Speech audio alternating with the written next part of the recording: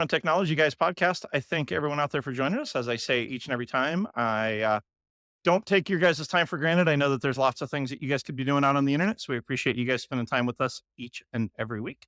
Today is going to be a really fun conversation. I'm going to let Casey dig into it here in just a second. But Casey, before we dig into kind of what you get to do for a living, why don't you give our listeners a little bit more about who is Casey, and then we'll jump into kind of what you get to do and how you're helping restaurants just explode on the in the space.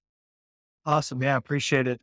Casey Cooley. I am the president of Pivotal Growth Partners, also director of franchising and development for Jeremiah's Italian Ice, as well as some of the other brands we have in place. But a lot of my day to day is Jeremiah's focus, and also through that, kind of the development of the franchise business, right? So that entails the recruitment and kind of the new franchisees coming into the process. But really, my focus is helping the franchisees, new franchisees, and existing franchisees find the right places at the right time, right? So we just find franchising the right people in the right place at the right time. And the biggest part of that equation is location, right? And so being able to help our franchisees across all of our brands time that up in the right way in regards to taking a look at site and markets and everything. And it's certainly a critical component to growing an emerging franchise brand. And it's just fun to play in that realm every day. Yeah. And we've had lots of guests on the show that are emerging franchise brands that are trying to figure out what scale looks like. I'm sure we'll dig into it, Casey, but talk to me a little bit about kind of the process, because when you take on a new brand, I'm sure different people do franchising differently. Some like to have a franchisee that's an owner operator. Chick-fil-A is famous for that, where you can only have one or two stores, whereas a Subway, you can't really, you can have 50 locations. Talk to me about your guys' vetting process when you guys are going into a brand and they're looking to get into that growth stage. Before you even get into looking at locations, you've got to figure out what is the right partner for them. Are they people that already have multi-unit brand in food service, some that don't? Talk to me about how you guys even investigate that as you guys are taking on new clients. Yeah, we take any kind of brand that's interested in working with us and vice versa. We're taking a look at them. We take them through a phased approach and a phased process. Our phase one is initial due diligence, and we vet the concept through a lens that we have of is this a global and emerging franchise brand from our perspective? At the end of the day, it's really, is this franchisable? Because there's some really good concepts out there that just shouldn't be franchised, right? It's just it's maybe too complicated, assets maybe too big, just maybe some sort of unique factor where this is going to be really hard to replicate through a franchise model. But once we get like kind of that benchmark, we say this should be franchisable, then we look at it from our perspective as experts in the emerging franchise space and say, what are the levers and the buttons and the tools and the foundations we like to have in place to be able to do the growth that we look for, right? And so we assess how much is there, how much is missing. I build a plan not only from a growth and development perspective, but also from a supply chain, marketing, operational training perspective to ensure the components of growth are in there. So we add in the recruitment, we add in the, hey, we're franchising, talk to us. The rest of the pieces are in place to support that interest of growth and to be able to grow it through a specific pathway target that we're looking for. I love that. I love that filter that you guys go through. And if you wouldn't mind, Casey, I'd love to go down that path of you've seen lots of different brands that think they're ready. Talk to me about some of the biggest mistakes if you were to be talking to a brand where they think they're ready to get to that franchise that you just don't see them thinking about. They're out of place. And again, I've been in the restaurant business for close to 30 years. So I watched brands that have franchised and been extremely successful. And I've watched brands that have franchised and have fallen on their face, and it diluted their brand image. And ultimately it caused them to fail sometimes completely altogether as a brand. And so talk to me about some of the things that you're talking with the founder, you're talking with the founding team, and they're like, we've got 6 stores and we're doing it. And we want to get to 200 across the nation. If I had a nickel for every time somebody said they were going to be at 100 stores, I could have retired already. But talk to me about some of those things that you see when you're talking to people that people don't really think about. You alluded to some of them, supply chain, systems, processes, but talk me through some of those. Yeah, but I think first it's just the understanding of just franchising in general, right? A stat we like to share is 250 brands start and stop franchising every year, right? So there's Oh almost my a goodness. 100% churn rate just in franchising in general. That's everything. That includes service too. So not just restaurant, but just thinking about it from that perspective, franchising a brand is not easy. And it's that kind of stat already tells you things are over franchised, right? And so just because you have a couple people calling and saying, I want to franchise, and this doesn't mean it's necessarily the right step either to franchise it or you're ready to franchise. So I think it's one starting with that kind of in mind. Like, this is not necessarily an easy way to grow. It could be the right way, and it could be a very financially valuable way for you as a founder to grow, as well as the franchisees building long-term equity wealth and what they're building on their side. But you really have to think through this and ensure this is really what you want to do. Which kind of carries me to my next point is running a corporate business or running a franchise business are two completely separate businesses, right? So one of the things we start identifying within a company is, okay, like this, so far you've managed your company stores this way. How are we going to transition some of those people, or do we need to bring in more people to be able to support this new organization? It was very much uh, replication of process, the process you may have achieved in your corporate units, but now you have a really interesting variable on the other side of the table, and it's a franchise owner, right? You can give them all the feedback, everything you want them to do to be successful, but they have to go execute that, right? And so it's a little different in the hierarchy of kind of an operations perspective, and just ensuring and training and coaching and making sure everyone's on the same page of, you've done this way up to this point. When you move into this world, it's completely different. So you're probably going to have to silo that part out, and that's going to be corporate, and everything else moving forward will be franchise. There's some opportunities, some kind of from shared service straps from that perspective as you set up the growth. But it's really just understanding, okay, like you pivot from corporate to franchise. It is a much different path forward. It could be Yep. a great path as long as you set it up for success the right way. Yeah, and I think that you've got some competing priorities from time to time too. When you're talking franchise, because now you've got an owner who's paying some form of franchise fees. They have a business of their own. They want support. They want to be successful. And when they stop being successful, oftentimes it turns into some finger pointing of the brand's not supporting me. They're not getting the customers. They helped me pick the wrong location. We've seen it. I'm sure you've seen it in some of the brands that you've worked with over the last, number of years. And then there's the opposite side of it, which is they're killing it, they're growing like mad, and the franchisees are super happy, and there's not bumps in the road, or there's little bumps in the road, but they're able to work through it because they've resourced it. They know what the path looks like. Yeah, I mean, I think we've always implemented a culture of accountability within organizations that we've created and worked for. And I think that's a really good way to look at the franchisor. We have to be accountable to the franchisee success.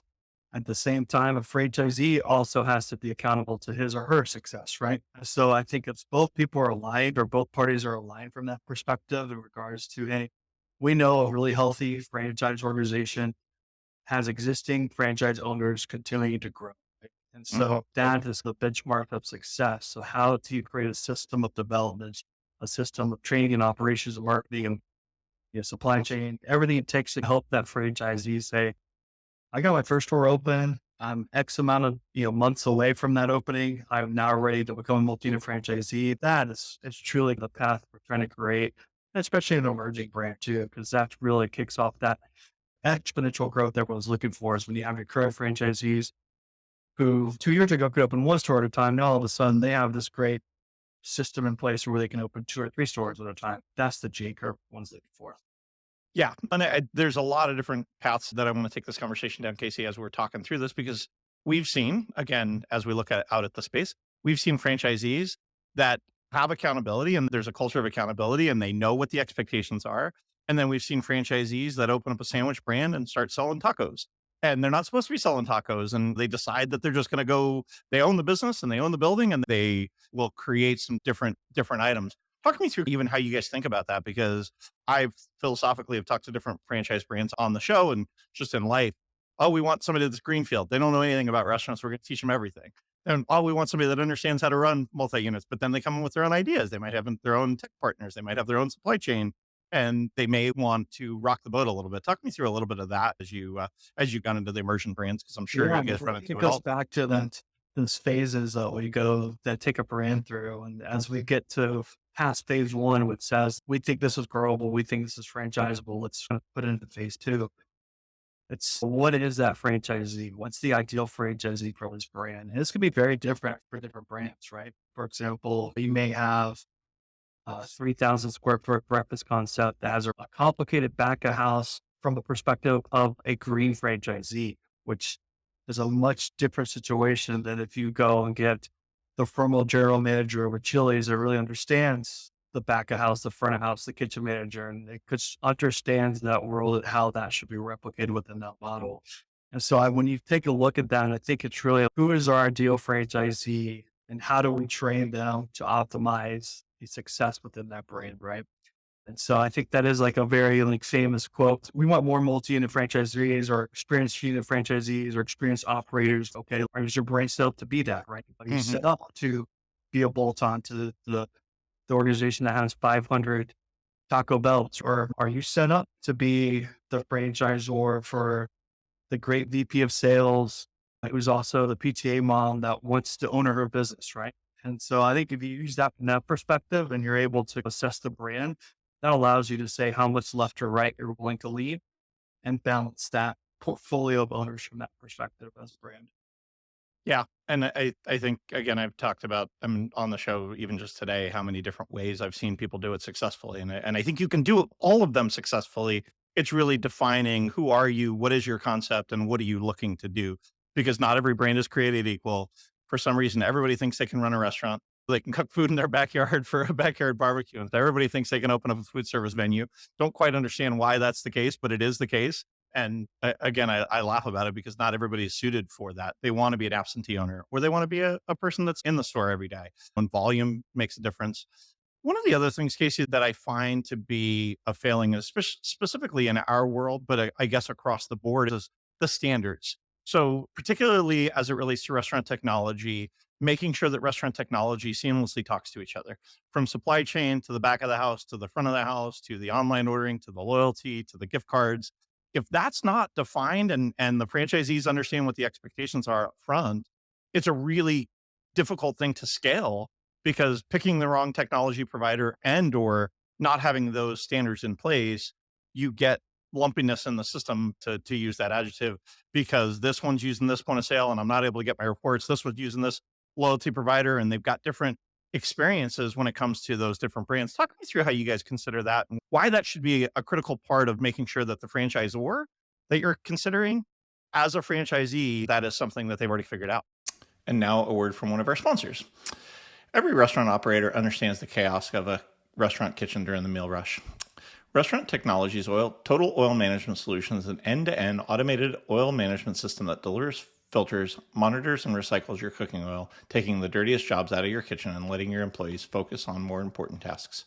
Control the kitchen chaos with Restaurant Technologies and make your kitchen safer. No upfront cost. To learn more, check out rti-inc.com or call 888-796-4997. Yeah, I think one of the things we assess is, can the technology help the franchisee be successful? I say that with a little bit of caveat.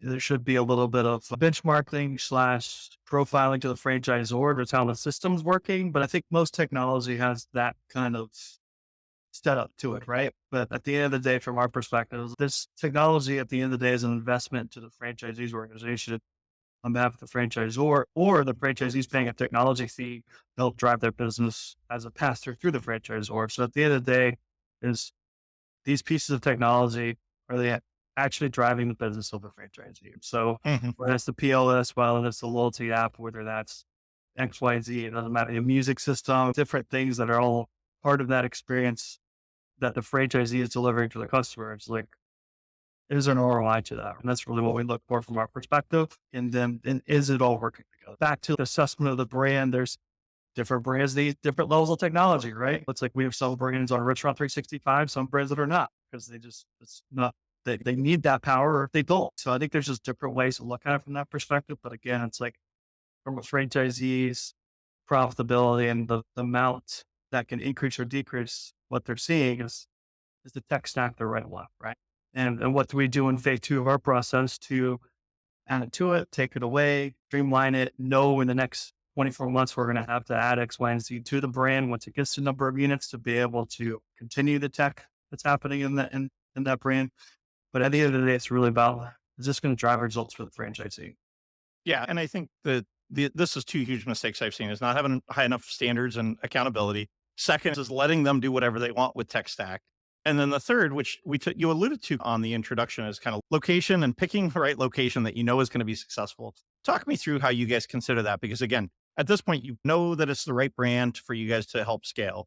They've got the systems and processes in place. They're putting technology in place to help them accelerate that. But now they got to go find sites. They got to go find franchisees, and then they got to go find sites. We were talking pre-show about a friend that's trying to open up a property, and he's been 2 years that he's on the franchise rates, but he can't find the right property that's going to meet his needs. So you're oftentimes you're stunting your growth trajectory if you can't find the right locations. And so talk me through how you guys evaluate that and even coach the franchisor as to thinking, even reconsidering the way that they may be doing their business that's maybe not even the traditional way, non-traditional locations, theme parks, those kind of things. I'm sure that you guys have gone lots of different paths on that. So talk me through how you guys consider locations, licensees, and such. Yeah, I think from a perspective of us, it's always about real estate as points of distribution. So within that, you're going to have tradition. You're always going to have traditional, non-traditional assets to that model, right? Traditional is, and this goes back to what's the brand in phase two? Is it a 3,000 square foot end cap patio restaurant? Is it a 1,500 standalone drive-through? Is it a 900 square foot inline space? What is the actual setup and definition of the brand now into the future? And there could be a couple of those, right? You may say we could do a hub and spoke model, right? That's points of distribution. So maybe you want a flagship store that has a long space in the middle, and then you have supporting smaller stores around it, right? So there's different ways to play the real estate game. But I think there's always some sort of perception and plan in place of there's a non-traditional and traditional asset growth to us. And that's all about points of distribution, right? And being able to get the brand and the products within the customer's hands. To elaborate on that, I think once you get past that point, there's art and science to real estate, right? Yes. The art is experience in the market, working with local brokers, just having experience in restaurants, real estate in general, the negotiation of an LOI and the lease, because that is definitely an art. It's very much just, what's reasonable, what's not. Having a franchisee come in and say, I want them to put $300,000 towards my build out when it's $20 a square foot rent. Like you're just not going to have it. Right. So there's definitely an art to that. But most importantly, what comes in after that is the science, right? And so being able to look at the data, the demographics, the trade patterns, traffic counts, visit counts, even potentially like the spending of different users across the area you're looking at, and just really being able to marry up the art and the science of the deal, right? From a real estate perspective. And I always like to start with the art first. So let me Yeah. look at everything in person, see everything in person, feel it, look at the users around it, go seeker shop some competitors, go seeker shop some like-minded users of us, and they get a perception and they go look at the data and see if it supports what I'm saying, right? Sometimes if you start with the data first, you can almost get a preconceived notion. And then Yeah. if it says an A plus site, you go in there, you're like, yeah, that's an A plus site. When it really, maybe it wasn't, you just want to believe the data. So always start with the art first and then hope that the data backs it up. And if it doesn't, you try to figure out what the gap is. Why is my assumptions or my experience based off of how I know everything is looking and doing in the market? Why is the data not supporting that? Or why is the data telling me something that I'm not hearing or seeing in the marketplace? Yeah. And one other thing that I'd love to have ask you about, Casey, is brands travel. And some brands travel really well outside of their core, and some brands are awful outside of their core. And again, I've watched franchisors fail because they get outside of their core market and they grow too fast outside of their core market. And now they've got a boat anchor. They may have 5 stores on the East Coast. It's a West Coast brand, but they put 5 stores in South Carolina. And the consumers don't know the brand. They've got 5 locations, or they've got 1 location. And now they've got supply chain problems. They've got awareness problems. They've got a marketing problem. They've got an accountability problem. Talk to me about really even the organic growth outside of the core markets. How do you guys consider that? Do you guys just shotgun it across the country, or do you guys look to grow organically from where kind of the home base is, where you see those things? Because back to your art and science, if the data doesn't match and the art doesn't match, it doesn't matter how much you think it's going to go. If consumers aren't coming in, it doesn't matter. Yeah. I think I have a couple answers for you. I think so. As a company, we've grown over 4,000 franchise locations across the country in our collective experience, over the last 40 years. And so we've done a lot of different brands and different markets. So we just know how the markets were 20 years ago, how they were 10 years ago, 5 years ago, for assumptions of today. So we just have a general idea from that perspective, which kind of helps us say, yeah, we want to grow the core, right? So let's just say like it's a Atlanta-based brand, for example, like we want to grow in a 4 to 6 hour radius around that from support and supply chain stuff. But we also really know Phoenix is a really hot market, or Indianapolis is a really hot market, or Dallas is a really hot market based on our experience in other places. And so it's usually a balance of, we know we got to own our backyard, but also we know based on our experience, based on our relationship with franchisees and other brands, yeah, this brand's going to do really well at Phoenix. And if we have the right person or the right couple people that can get us to scale pretty quickly, and maybe we get the 7 locations over, 36 months, maybe it does make sense to take the leap out there, right? I think that's the biggest thing is if you're going to grow out there, you got to get to scale fairly quickly. Yep. You can't just do one store in Indy, one store in Denver, one store in Dallas, one store in Houston. I think you're going to have success, right? There's got to be a plan of scale against that too. Yeah, unless you're a brand like the Yard House or Cheesecake Factory where you're just doing crazy volume and you're a destination type location. I'm not trying to downplay what you're saying. Some brands have been okay because they'll put this huge, the Hard Rock Cafe, like they put this huge property into a new city and they're known nationally as that brand that everybody goes to and they do okay. But on the franchise brands, which are mostly smaller brands that need penetration and need that word of mouth around town and whatnot. Yeah, that's a good question. I think, or a good comment. I think, you've seen that with Chillos, for example. She lived in Chicago for 6 years. I'm like, they're doing out great at going to new market, but they're a nationally known brand. Like, Yep. a lot of people know what Portillo's is, right? Or they just have the amount of clout to where you can figure out pretty quickly what they are. And it's pretty cool to see what they're doing and these new markets are doing. I think the differences from our perspective is when you get to the emerging franchise page, because we've always focused on that, it's you're likely going into a market where the people really have no idea what this thing is, right? That comes into the real estate play, also comes into the franchisee play. As a franchisee of an emerging brand, we always look for brand ambassadors. So someone who can wear the logo, be the face of the brand. We always like to say to the mayor of their mile, shaking hands, kissing babies, like that is just as important to an emerging franchise concept as a location, because you can have a great location, great visibility, great logo, but if people aren't connected to you to come try it, want to be a part of what's happening and have that relationship with the brand, I think it's a struggle no matter what type of location you have. Yeah. And funny you bring up Portillo's. I live in Dallas. They put that one in the Colony, the very first one in Dallas. And I went there within the first month of it opening and I waited an hour in line in the rain and I've had Portillo's. I was in Southern California before that when they put the first one there and I would drive 40 minutes to go to stupid Portillo's. Like I say stupid Portillo's. I've talked to the team. They're fantastic humans.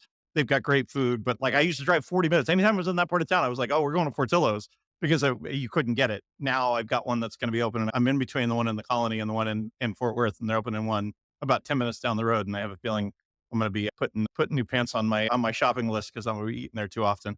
But yeah, but it's funny you say that because I think some brands travel really well and some brands struggle.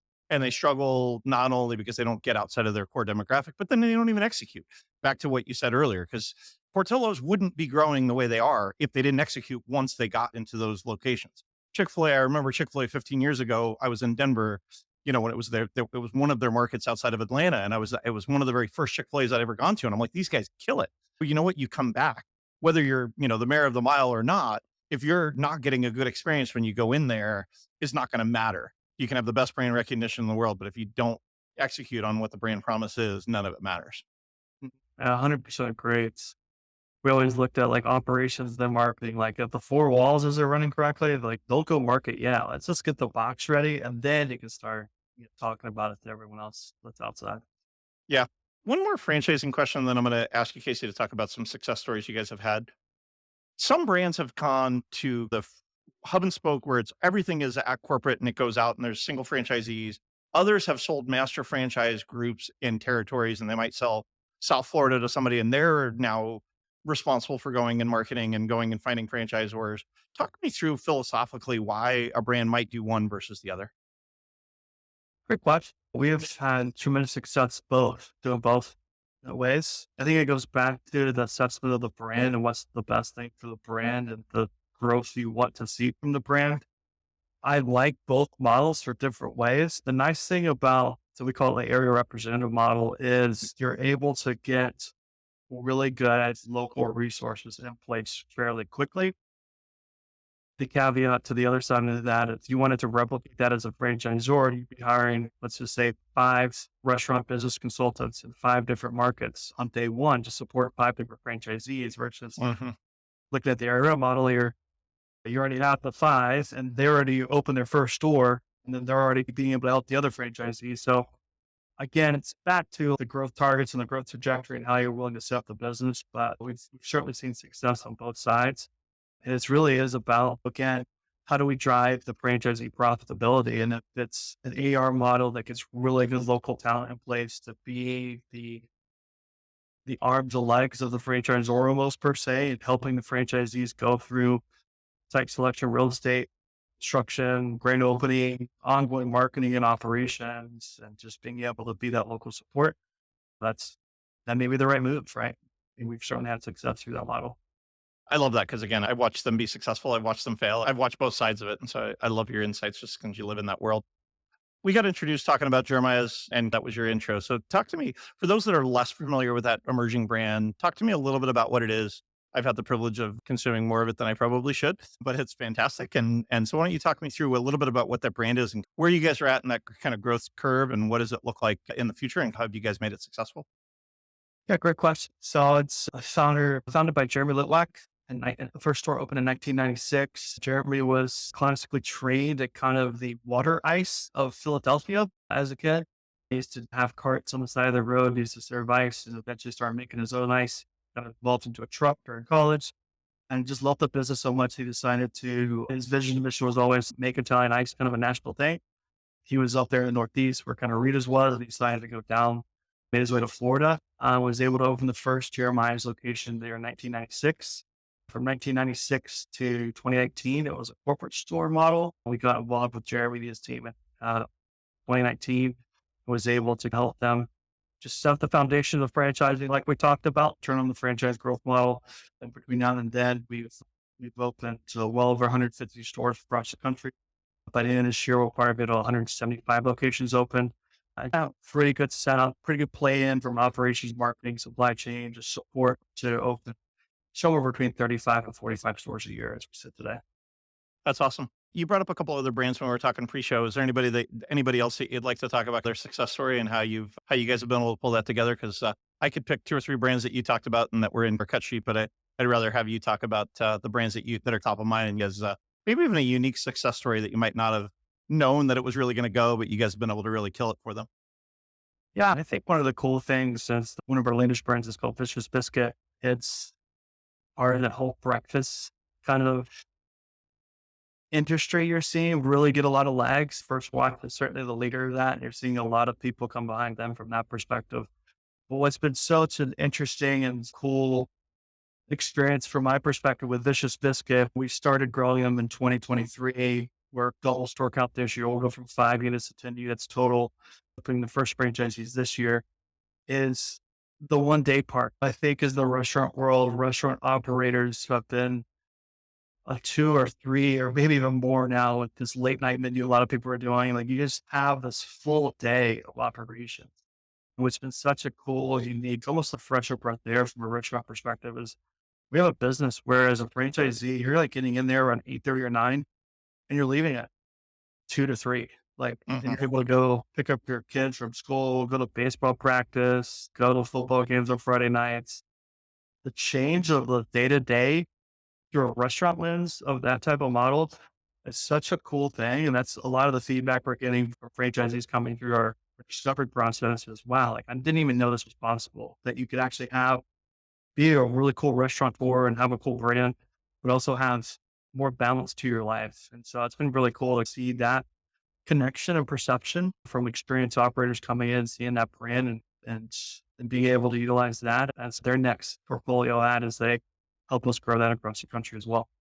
Yeah. And I think it's funny. We do business with the Biscuitville group out of North Carolina. And it's like when we started doing business with them, like you'd call the office at 3 o'clock and nobody's there because they're done for the day. And I'm like, what is this? Because we're used to dealing with brands that are open, for dinner and sometimes up until midnight, 1 o'clock in the morning, 2 o'clock in the morning.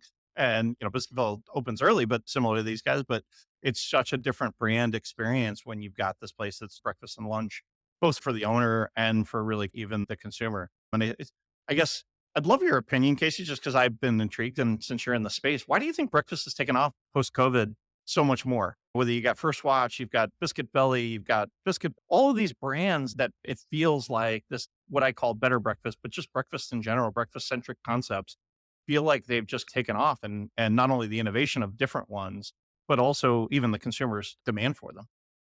I don't have any data to back this up. I'm sure there's some out there. And maybe my perception and belief was me reading some data and now it's my beliefs. But I think during COVID, people were looking for ways to get out of the house and experience things, depending on where you were, state and city and the time of year. And I think breakfast became a part of that. At least I think, like from my perception, we had a newborn kid right in the middle of COVID. And my wife and I were just like, can we just get out of the house for like 45 minutes? So it's breakfast was really easy to do that. And so I think that was some of it, just people looking for experiences to get out of what they're having to do during the week. Everyone was working from home and they were grinding from home. The kids were doing school from home. And now here comes Saturday and Sunday. And let's go to brunch. Let's go have a cool experience. It's definitely more cost effective for a family to go to brunch versus a dinner. And I just think that was somewhat part of that trend. Well, and I think brands have upped the ante though, I would say as well, because the consumer is expecting in the world of Instagram and Google reviews and Yelp, everybody's expecting, again, we do business with Hash House and Go. They've got this big monster sage fried chicken and waffle dish it's fantastic. It's going to be your day's worth of calories on a plate, Right. but people are looking for that experience that is craveable and goes out and, that's a little bit of my opinion. They're no longer going, not that IHOP or Denny's or any of those guys are bad, but like when you go to First Watch, there's a different breakfast experience than the diner that all of us grew up in years ago. It's a little bit upped. The ante is up on the food quality and what you can get. It's very unique experiences. Growing your business can mean big time logistical questions like, how am I going to keep up with all these local deliveries? Let Uber Direct offer you a helping hand. With Uber Direct, you can take orders on your website, via app, or by phone. Then drivers who are part of the Uber Courier Network will pick them up from your store and deliver them to your customers' doorsteps. Sounds simple, right? Delivery just got better with Uber Direct. Check out uberdirect.com to learn more. Yeah, I think the cool thing about breakfast is I think from Vicious' perspective, there are some cool culinary elements to it. It's biscuits, stuff better. So like a daring perspective of flavor profiles and combinations and cool things, big plates. And so I think you have a little bit of allowance for consumers to play in that world for breakfast, where if you're going to a sit down dinner, like my filet better be a filet and I have better have great sides, right? A nice glass of wine with that. Breakfast, I think you get the ability with consumers to be a little more playful with it. And I think that kind of rolls into the experiential part of what people are looking for. So that's really cool. I didn't think of that. Or holy crap, this plate's massive. It's great food, just full experience. So I think that's part of it too. And I think breakfast can be a little bit more fun and playful and more of even sometimes a party if you want to have a craft and mimosas and just have a fun time with your friends. So I think that kind of provides some of that element to it too. It's just you're able to have that flexibility and create some cool experiences through the breakfast platform. Thank you for that. And again, not data backed, but I do think it's interesting because it definitely has been one of those areas where we've seen a lot of innovation and a lot of white space where people are doing some really cool stuff. And fortunately in the breakfast space, a lot of the margins are pretty good too. So with the margins being good, it ends up being that franchisees can make some money. Casey, how would people, so I'm now, 30 minutes in, 35 minutes into listening to this. I want to learn more about how to franchise or how to be a franchisee. Like I'm a franchisor and I'm like, you know what? I got 12 units. They're all corporate and I want to figure it out. Or the opposite. I'm now running some restaurants and I want to go jump into the franchisee world. How would they get in touch with you and what would that look like to engage with you and your team? That's a good question. The best thing to start would be to go to our website at pivotalgrowthpartners.com. Would be able to see some information about us, directly get in contact with us, whether you're a franchisee or prospective franchisor. We can take you through the two different pathways we have of information and conversation that we can have with you to see if this is a mutual fit conversation. Regardless of whether it's a fit or not, we love talking with people in both spaces. We love, talking with restaurant guys and creators and founders to at least we have a 45-minute conversation. It may not be the right thing, but if we give them a couple of nuggets of advice, and great. Same thing with the franchisee. If you're a prospective franchisee, we have a pretty detailed process. We take all of our franchise candidates through, no matter what brand we have, be able to at least share from our perspective what franchising is through our brands and help them make a conscious decision of this is the right thing for them or not. And that's a big component we fit in our discovery days or confirmation days that we bring our candidates to is, hey, like this, we want to make sure this is right for you. Right? This isn't a sales thing. Like we present all the data, talk to other franchisees, you've experienced a brand. Like we want to make sure this is right for you, and we want to make sure you're right for us, because we always see that as a long-term relationship. And again, whether you're a franchisor or a franchisee, starting on our website is the best path, and we'll guide you from there.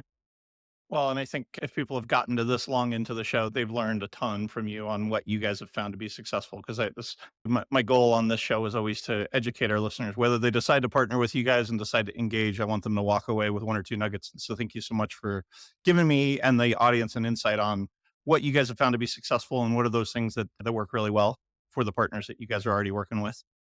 Yeah, I appreciate the time and the platform. And again, hopefully I was able to help some people listening out there, and look forward to hopefully joining you guys again in the near future. Awesome. To our listeners, guys, like I said, we appreciate you guys each and every time you guys listen. If you haven't already subscribed to the show, whether you're listening on audio only or you guys are listening on YouTube, we did launch the YouTube here in late 2023. Go check us out. Give us a subscribe there. Casey, thank you so much for your time. And to our listeners, make it a great day.